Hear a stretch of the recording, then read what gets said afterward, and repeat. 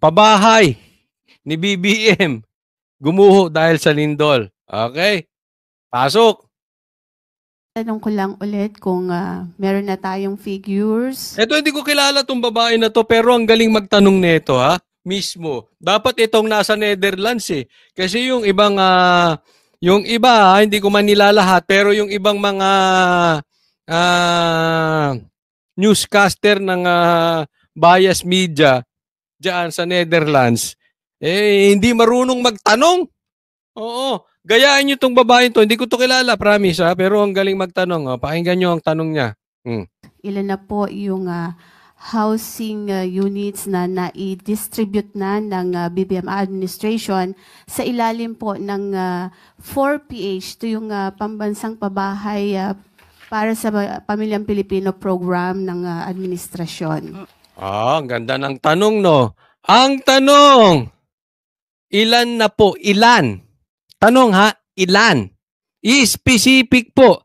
Ilan na yung pabahay na distribute ni BBM doon sa kanyang programa? Ilan na po, BBM? Okay? Siyempre, si BBM, duwag sumagot. O, Claire, ikaw ulit ang sumagot. Administrasyon.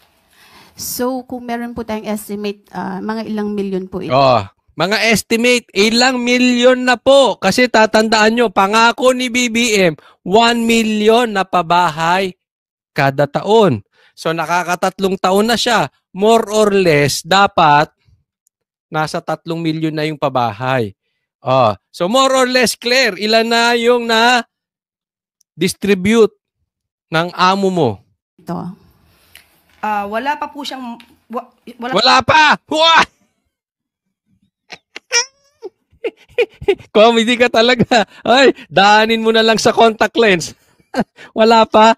Wala pa. Anong wala pa? Ayusin mo. Masisisanti ka dyan. Balik vlogger ka. Baka mamaya, pagkatapos ng administrasyon ng bossing mo, disbar ka na rin. So talagang vlogger ang kalalabasan mo. Naku, ayusin mo. Anong wala pa? Wala pa. Wala pa po siyang milyon. Wala pa pong 1 milyon. Ilan? Sabihin mo. Kasi dapat 3 milyon na yan. Ilan ba? 1? 2? 3? 100? 500? 1,000? 100,000? O wala talaga. Wala pang na-distribute si BBM na pabahay. Yung totoo lang, Claire. Ayusin mo yan. Ayusin mo. Sagutin mo. Tingnan mo kung hindi ka fake news. Huwag kang basa ng basa dyan sa mga binabasa mo dyan. Harapin nyo kami. Ganyan kayo kung makapagano, kala nyo ang gagagaling ninyo eh. Di ba kung makapangbigisa ito, kala mo ang gagaling ng grupo niya. Kala mo, pag pinakinggan mo to si Claire, akala mo, santo si Marcos. Kala mo hindi nakakagawa ng kasalanan. Kulang na lang, himurin yung ano eh. Ganon. Himurin yung sinuka ni BBM, ganun eh. Ganyan katindi, pasensya na po sa kumakain. Alam ko nandidiri kayo. Talagang nakakadiri. Gawin mo ba namang bossing si Marcos? Mawawalan ka talaga ng paninindigan. Ilan? Claire, ayusin mo. Sa loob po ng 3 taon sa pwesto ng Pangulong Marcos. Talagang diniin, no? Ganyan magtanong. Sa SME ganyan ang tanungan namin. Didiin ka namin. Kaya lang, ayaw naman yung Castro, ayaw naman pa-interview. Yung Castro yung pinabiling suka. Yun po yung sinabi ko at hindi pa po kompleto. Yun pa po yung sinabi ko, hindi pa kompleto. Nga, no? Kasi po ang sabi, 1 million per year. Tigas talaga ni Ateng. Diniin mo pa, masakit na, sugat na eh. Dinidiin mo pa. Grabe ka ate. Pero okay yan. Okay. Ako, sayo ko. Pero grabe, sugat na eh. Dinidiin. Kinikis-kis mo pa kay Claire. Claire, ano na? Here. So, para mabuo yung backlog na 6.5 million housing units po ng Pilipinas. Okay, sinabi naman po ng ating Pangulo na ito po yung salita niya. And I quote, "We are aiming for 1 million homes." We are aiming. Yan ang sinasabi niya na sinabi daw ni Marcos. Tingnan nyo kung totoo o fake news tong babae na ito.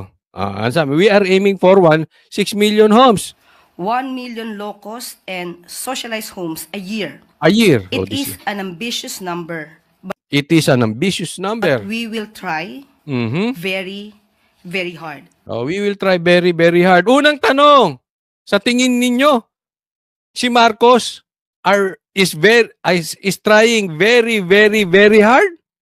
O he's trying very, very, very hard na paalisin sa bansang Pilipinas ang mga Duterte? Nakita nyo yung efforts ng gobyerno ilubog ang Duterte compared dun sa efforts ni Marcos na matupad man lang kahit kalahati. Kahit kalahati nung pangako niya na 1 milyon kada taon. Okay na eh. Ang ganda nung pangako, basta totoo. Basta umabot man lang sana ng kalahati. Parang yung sinasabi niya na ang bigas ay gagawing 20 pesos. Sana man lang kahit umabot ng kalahati, 40. Magkano bigas ngayon? 60, 65, 70. Malayo sa katotohanan eh. Iba yung nag-fail, iba yung hindi mo ginagawa. Kasi kung nag-fail ka, kahit papano, meron kang production, hindi mo man tinamaan. Bigyan ko kayo magandang halimbawa. Yung drug war ni Tatay Digong, sabi niya uubusin niya. Hindi niya naubos, di ba? Pero ramdam nyo. Ramdam nyo yung kalsada before tahimik. Ibig sabihin, nag-fail man si Tatay Digong, para sa ating mga Pilipino, panalo pa rin. Bakit? Naramdaman natin eh. Tao lang si Tatay Digong nag-fail. Eto si Marcos, wala talaga. Kasi kung nag-fail man to, kahit kalahati nagawa niya, ramdam ng mga Pilipino, ang dami magkakaroon ng bahay, isipin mo. 500, halimbawa kalahati ang nagawa niya, 500 kada taon. Ito hindi siya nag-fail. Budol-budol talaga. Tinatry ba niya? Hindi siya nag-try. Sige nga, kahit isa, sabihin mo, Claire, meron. Kasi sa yabang ng babaeng to, kung makapagpayabang ito ng mga nagawa ni Marcos, sasabihin niya, hindi, may nagawa na kami mga 200, 300 milyon. Wala siyang masabi kahit isa, oh. Butatang-butata siya dun sa reporter. Nagmukha siyang vlogger na pipitsugin. Abogado ka ma'am din. Kahit yung sagot mo, kahit pang vlogger, hindi uubra. Ma'am. So may mga pagkakataon po, gustuin po natin na matapos ang lahat, pero may mga causes of delays. Ayan. Excuses. Nakita niyo eh. Alam mo, kanina pinapanood ko yung kay Tatay Digong. Yung merong sinisisi yung pulis Davao. Dati pa yun ha. Sabi niya, hindi. I will stand with my people. That was 13 years ago yung pinanood ko. I will stand with my people. If they go to jail, I will go with them. Yun ang leader. Ito puro excuses. Excuses. Pasok, excuses. Katulad po ng processing and release of development loans for private contractors, permitting or due diligence process on site suitability and land ownership. Meron din po, nagkakaroon din po ng problema or issue tungkol sa pagpapatayo because it seems that there is longer construction period for vertical housing, at least 10 months average for walk-up.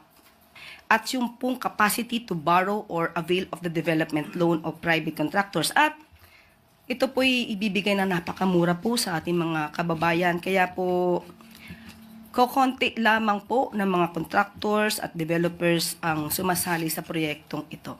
So ito po ay mga issues na hindi po ninanais ng administrasyon, but katulad ng sinabi ni PBBM ng ating Pangulo, we aim 1 million houses a year and we will try very, very hard.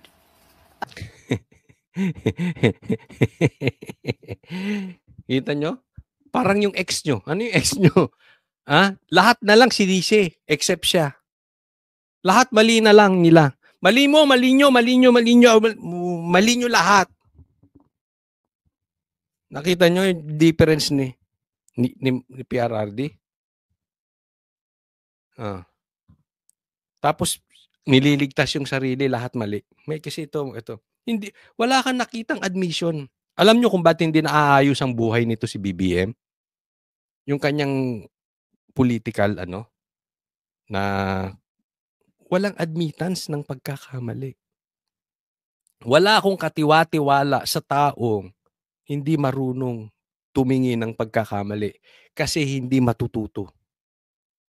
Pwedeng sinabi, ito kasi problema namin, ito problema namin. Pero on our part, nagkamali ako kasi nag-overpromise ako, but ito gagawin namin.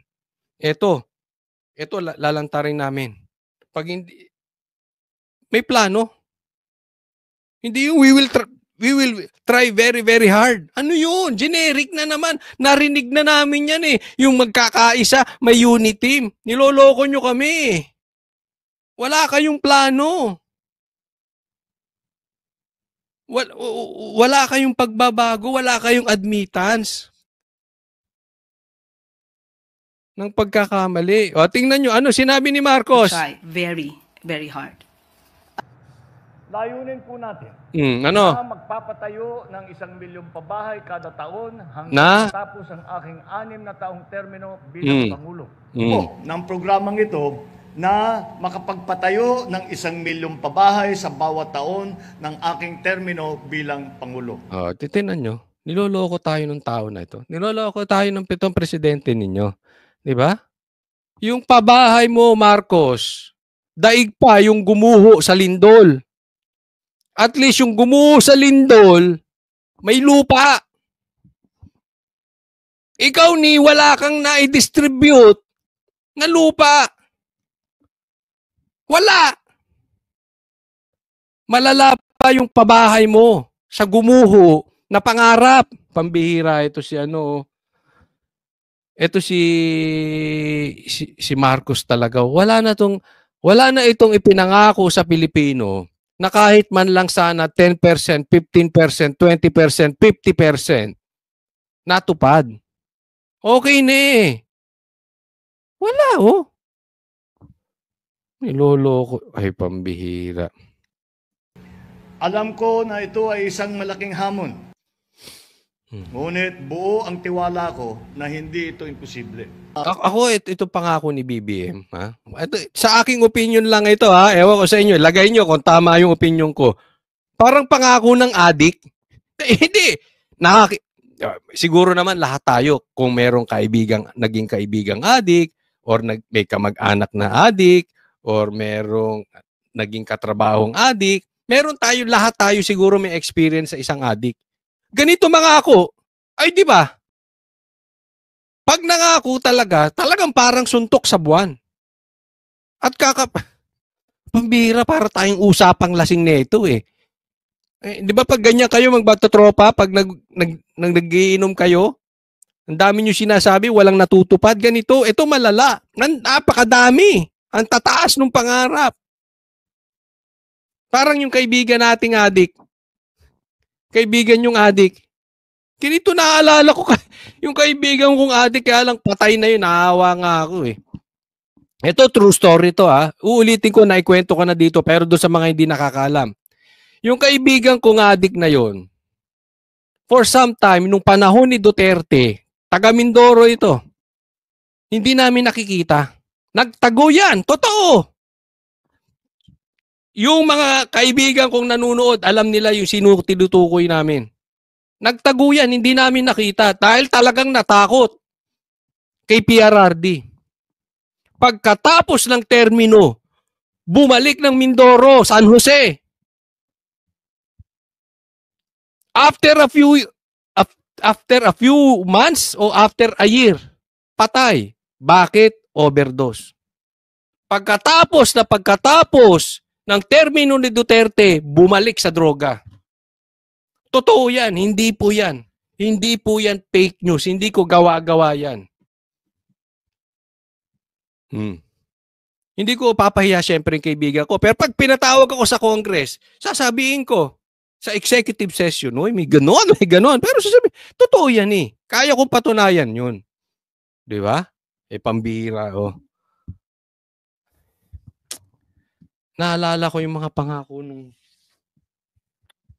parang ganito.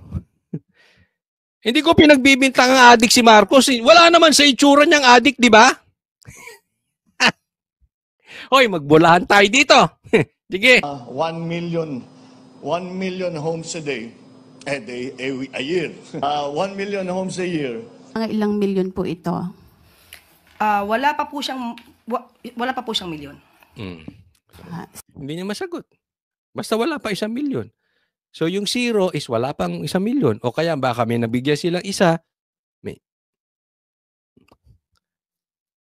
may isa.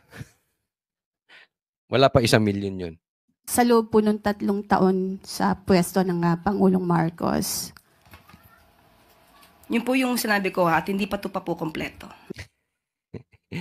Basag ka, Claire, no? Maraming salamat. Nakuha ko tong video na to kay Bob PH. Napakagaling ng pagkakaano mo dito. Ang lupit mo, ang lupit nyo.